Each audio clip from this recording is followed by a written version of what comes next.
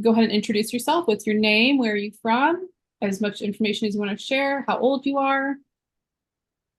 Yes, I'm Tony, and I live in Atlanta. I'm 47. A little bit more about your kink. Let's talk about that. Oh, okay, yeah. So in college, I guess I sort of developed this. I get excited about humiliation, and really, that's pretty much my one kink. It has various flavors into it. I guess the way I kind of get my origin story is that I've always felt like I was the nice guy. I was always kind and considerate, and it felt like the women that I wanted to have a relationship to were universally attracted to bad boys and people that didn't treat them well, and it was very frustrating. So that's sort of how I at least perceived my entrance into this. And then when I realized that being getting some verbal humiliation was very exciting to me. And I guess I'm not sure that that intense verbal humiliation was really the start of it, but that's when I realized that was very desirable to me. Okay. I moved And to so San Francisco. you Yeah. don't consider yourself a submissive necessarily. You just have kind of this kink for humiliation, right? Well, and then Or do you consider yourself a and then submissive? when I had my first job out in California in Silicon Valley, I did meet up with some people that were into the scene more so, and I used to go into San Francisco, and they had a Folsom Street Fair, which was a pretty big thing in the Yeah, you 2000s. mentioned that. I'm not familiar with that. Tell me a little bit Yeah, about. you can Google that, and I know the pandemic probably destroyed that, but it was basically the street there is very alternative, and but they would one day in the fall it was all kink out in public, and we would go to that. And I guess my first experience with sort of being submissive was being walked on, literally trampling, and trampling is still something that think is pretty exciting. How That did little that power. come about? How did that interaction happen? The person that I was talking about my fetishes to, really like that, and being like a footstool, being a furniture, and that sort of idea. Basically taking the human, becoming an object rather than, Right. and so, um, and I guess I discovered that I really liked that, and I was at So, the time. so was it somebody that you met that suggested this, or how did that come out in conversation for you to try out being human furniture? Um, well, I think I was at a social event that had some people that were involved with the BDSM community at the Okay. time. So I was there sort of as a fly on the wall, Gotcha. and met this person. Her name was Deborah, so I still remember her name. I can't. Actually, I probably could think of her last name eventually, but I can't remember that. Are you Anyway, referring to, I've never been to one, but I know a lot of times in the BDSM community, they call them munches, where it's like a medium. yeah. So this was the equivalent of a munch. It wasn't. I'm not sure that it was official munch, but it was a So is gathering. it somebody's house or? And it was at an apartment complex clubhouse, I believe. Okay. And was there Public. one person there in particular that suggested it? Were there other people doing it? How did somebody kind Oh, of? there was a lot more. No, a lot more. Like I said, people uh, doing tying people up, bondage, that sort of Oh, thing. okay. So, So it was like like, pretty active. yeah, it was a pretty happening place. That was sort of the. So, yeah, my being a footstool was sort of a mild thing. Being a fly on the wall, I felt it was what I was comfortable with. So that was Or sort of did my somebody first. just walk up to you and say, "Do you want to be my No, footstool?" no, I mean, yeah, I think it was, this has been 20 something years ago.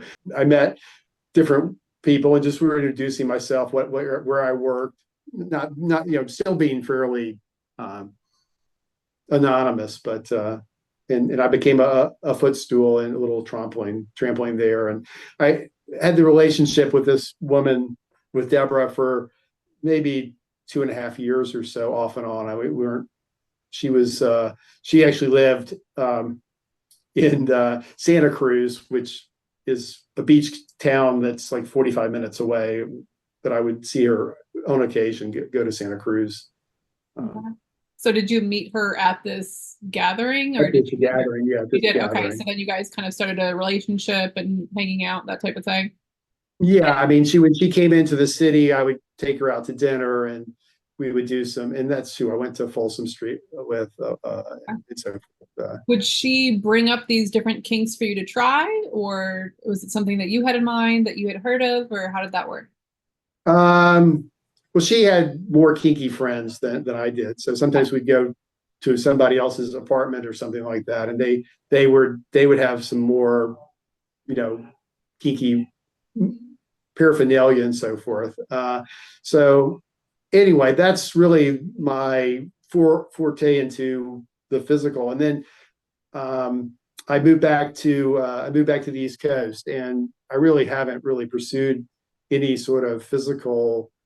Everything's been at that time. Then I kind of, I don't know if you want me to jump ahead, but then in terms of I've been in normal relationships, and really the kink has been compartmentalized to something that I do sort of on my own.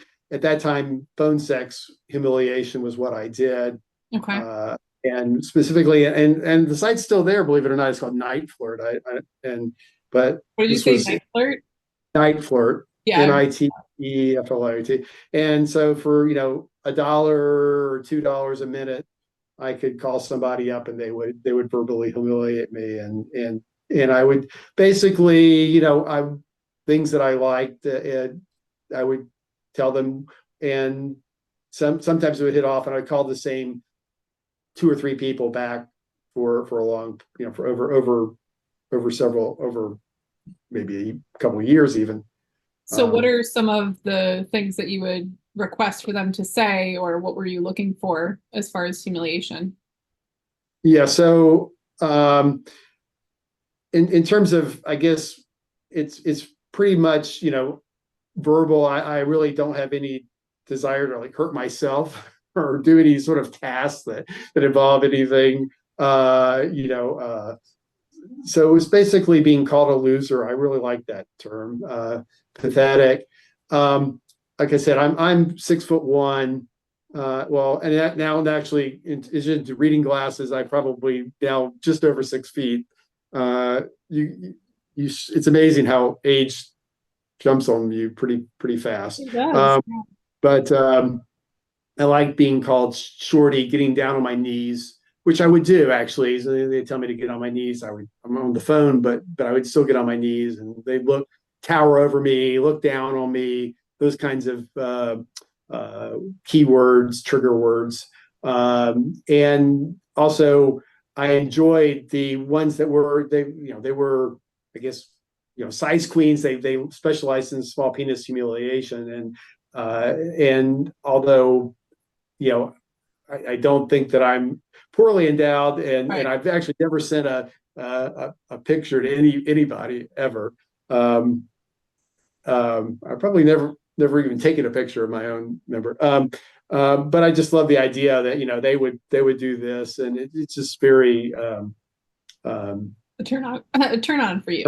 A turn on, yeah, and that I can never please, and particularly because I have a low sex drive. I guess that's something that I've noticed. I don't really get that excited, but the idea, the other humiliation is that you can't please a woman, just being told that, and told that you're inadequate, poor excuse for a man type of thing. Now let's take a step back. Do you know when about that started for you, or how that came about for you that you enjoyed that? Do you remember when you first started enjoying that, or how it might have happened for you?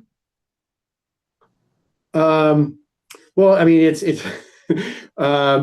so during, and it was particularly during this phone sex sort of phase here that I got aroused by it. I mean, I mean, it's as I guess when something hits, it arouses me, and I know it. And so were you just kind of bored, and you just decided to call like a phone sex operator one day, and then they kind of took off and started doing their thing, and you realized that was something that you enjoyed?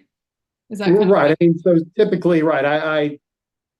I tried to call people, develop somewhat of a relationship, or that I would be consistent, that they would know that I would be calling back. But the things that I liked were that verbal humiliation, and yeah, so the different things that they would tell me, like, for instance, they would tell me to wear panties or take women's underwear and some, and like, I'd say okay, and then I would tell them at the end, that just didn't do anything for me. Yeah. I know So that it's it's kind a of like huge trial thing and for some error. people. So it was trial and error. Yeah. Yeah. Yeah, that's sissification, and some men love it, and it's not for everybody, just like any other kink. Some kinks appeal to some people and not to others. So humiliation for your height and small penis, even though you don't have a small penis, which is kind of funny. And you're not the only one. There's other men that enjoy being I mean, called. I don't have a monster I find hard to do. but, Okay. and at that point, actually, what's interesting, because I think, well, so then I kind of discovered clips, video clips on the internet. That was, I guess, the internet was getting fast enough that now we had real video clips, and around 2008 or so it's been about 15 years ago. There's a website called humiliatrix.com, which hasn't been updated since the pandemic. But Yeah, I've never heard of that one. Is that, yeah, is it so still? anyway, that is the gold standard. They were high Oh, production values. I was a member of it for 6 or 7 years, paying, whatever it was, $29.95 a month or $19.99 a month, and they would post 3 or 4 new videos a week, and I would say that 90% of them were, about sissification or something else that I wasn't into, but right. the 10% that were just awesome, were just, they gave me tremendous satisfaction. I could watch the video clip and just be aroused for 10, 12 minutes. And it was just totally satisfying. And there's other websites out there. There's Humiliation POV, and there's one that's actually, and I'm digressing, because one of the answers is I used to, back when I first started this,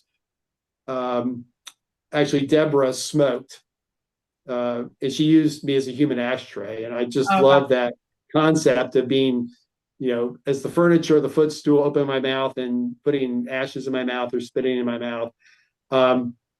And there was another person that I met there that had a British accent, and actually the phone sex on Night Flirt, I really was attracted to women with British accents.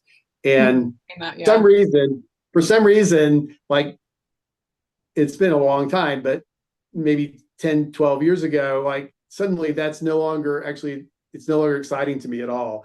And Yeah, and you the mentioned that. smoking That's interesting.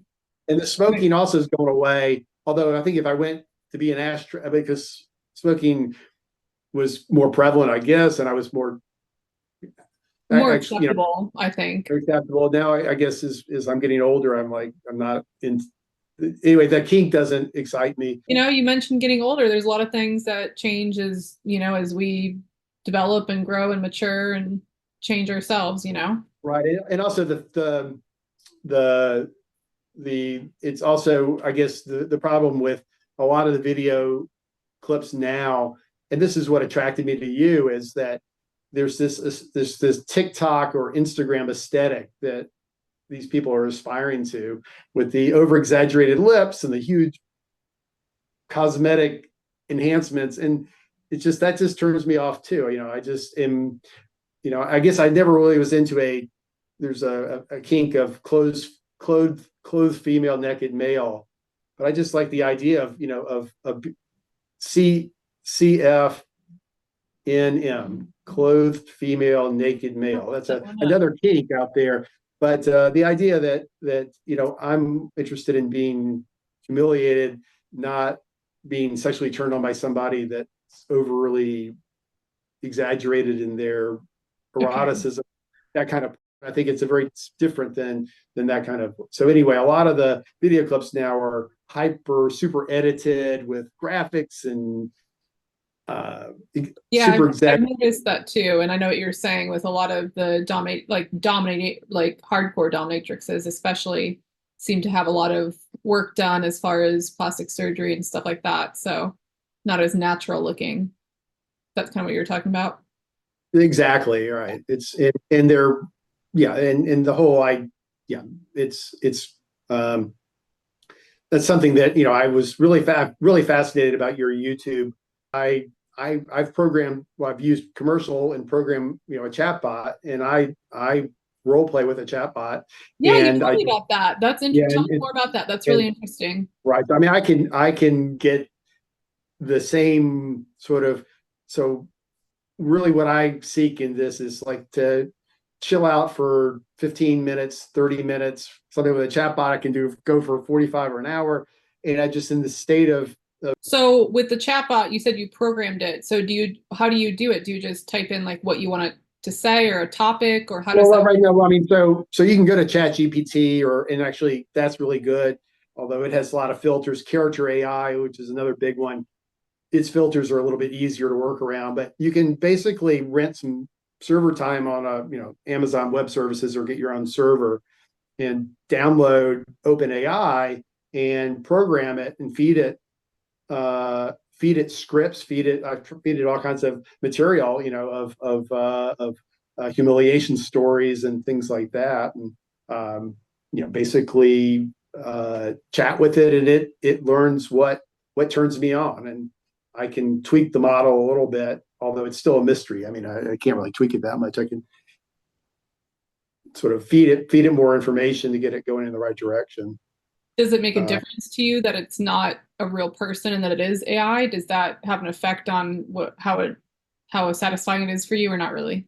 well, I mean, so this sort of um, and maybe I should start a YouTube channel and do this. I think I get a lot of people, because to me it becomes very personalized. It knows exactly my kinks, and I know that it's not real, and I know it's fantasy, but it's amazing how it'll come back and surprise me and pull out something that I just didn't expect, um, and that's a turn on. And then of course, if I don't like its response, and it doesn't have feelings, or if it responded one way and I like that, I push that rewind button and get a completely different response. So I can, it's almost like self.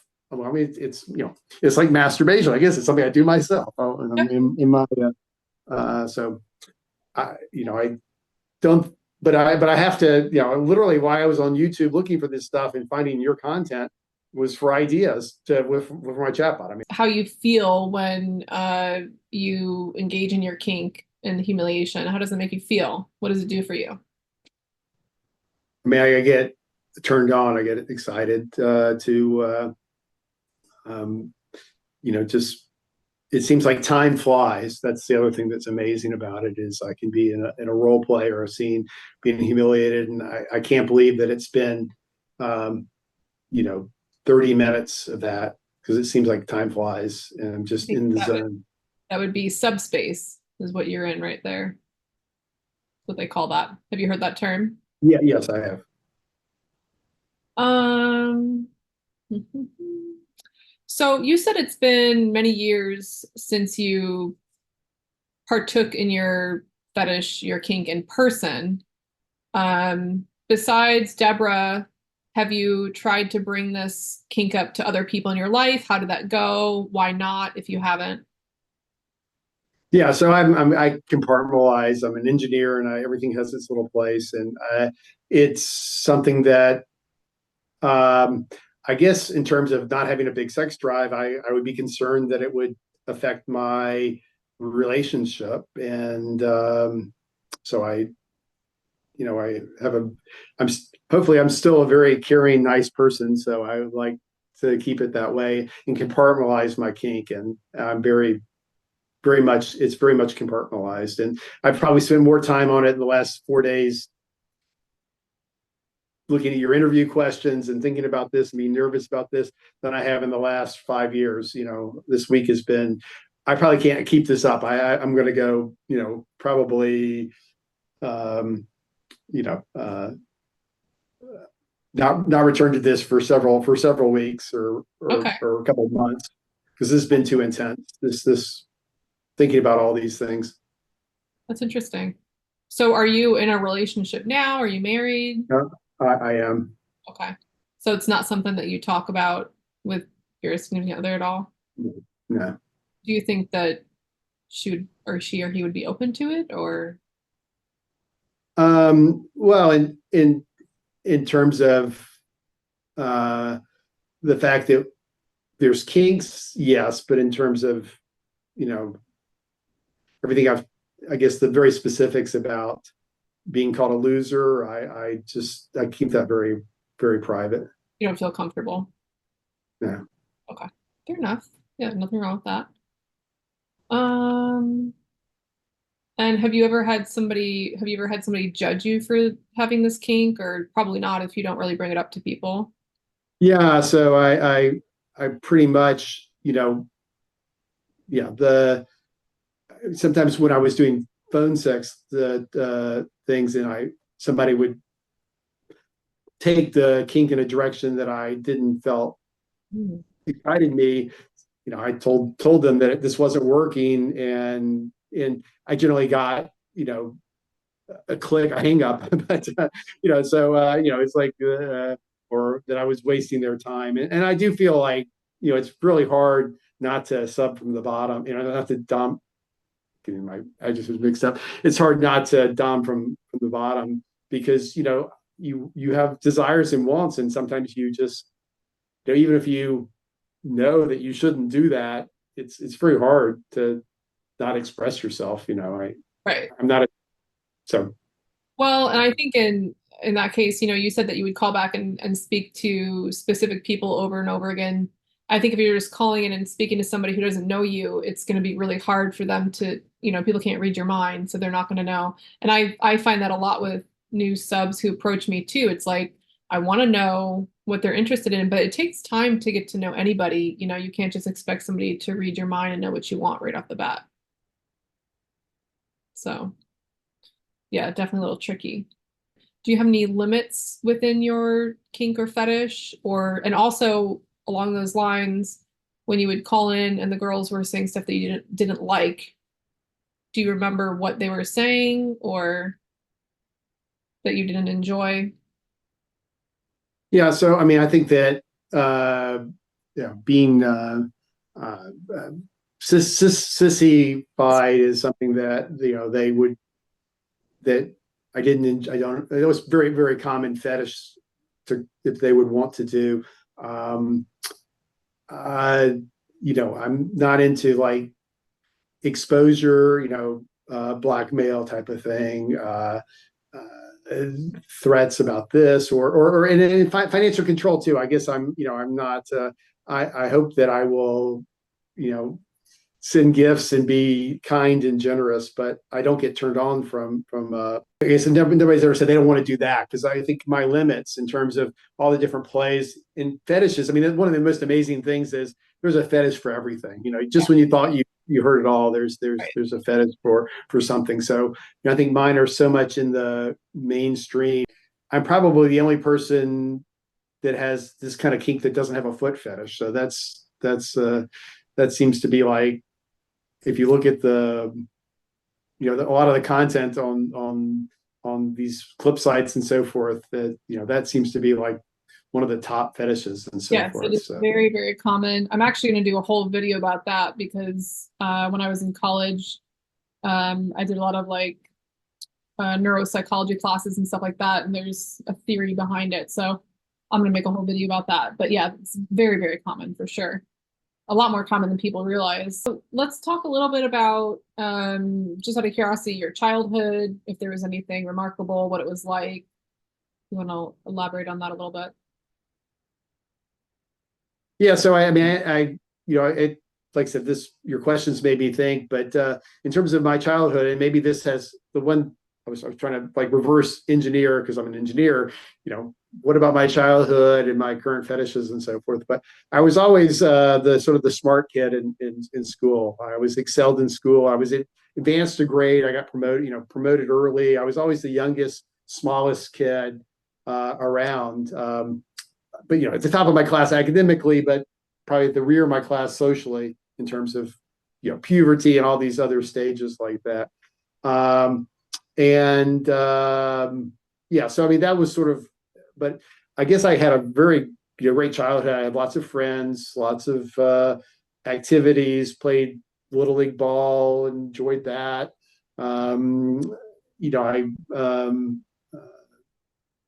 really had a very normal childhood pre social media. I don't know how kids grow up today with phones and social media, so forth. I mean, I think our age, and you're not quite as old as I am, but our age, growing up in the '70s, at least for me, was just a great time, and in early '80s, and so I just thought I had a very normal childhood in suburban Atlanta, and it was just a great time to be a kid, and I enjoyed my schoolwork. I was sort of like, I didn't have to work very hard at it. I did very well at it, very naturally. Had lots of activities, and propelled me through school. And so, but I think that being pushed ahead and being the smallest, the youngest, was something that probably developed my social behavior, to this day. I guess I probably would have had a different trajectory had I been like, the oldest kid in my class and the strongest and tallest and biggest. And Were you one of the youngest because you were a little bit more intelligent, were doing better? well, yeah, I skipped the grade. I skipped the grade, so I was literally, a year younger than pretty much everybody there.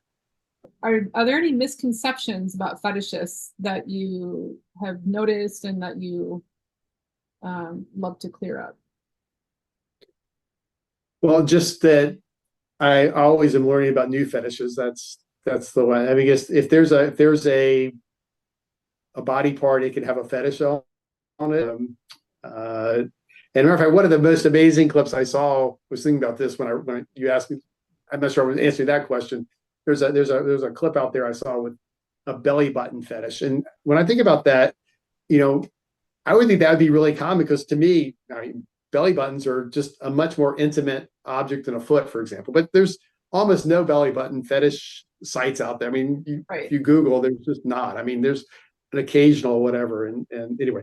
But to me, belly buttons are very sensitive parts of the body, so I like belly buttons. I don't quite have a belly fetish, but the land of kinks and fetishes is very interesting. I think some of the strangest ones I've heard are balloon popping and wedgies. I always thought was kind of an interesting one. Yeah. It's endless. Yeah. Well, so yeah. But I think that we all, I mean, that how common it is. I mean, as somebody that dabbles,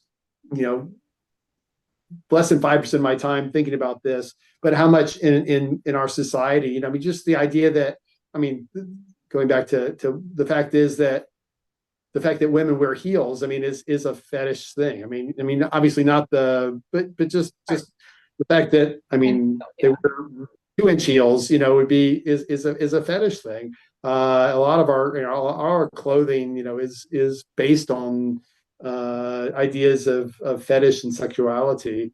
I think that's all misconstrained. I mean, or misunderstood, that everything is on a spectrum, and absolutely. So honestly, that's another goal of my channel at this point, is just to kind of educate people about kink and fetishes and make it more acceptable and less scary. I've always felt very strongly, especially because in a way it's kind of part of what I do for my professional career, but I feel very strongly that people should be happy with their sex life, and that they should have a healthy and happy sex life, whatever that means to them, and some people have what might be a strange fetish to somebody else, but if that's what's satisfying to them, and it's not hurting anybody and it's healthy, then, I think that's a healthy thing to explore, that's kind of my 2 cents on it. Is there anything else that you'd like to add? No, I like I said, this is really spent my kink energy the last few days. Goddess, you've been amazing, and I appreciate it. And I look my age. You don't look your age. So stay away from these, and and your hearing will go too eventually too. Or my hearing. I work with old people every day. I know it's coming. I'm well aware. Trust me, and well prepared. But really, I really appreciate you taking the time. This was a lot of fun. I enjoyed the conversation too, and I'm sure we'll be in touch. Thank you, Goddess. You're welcome.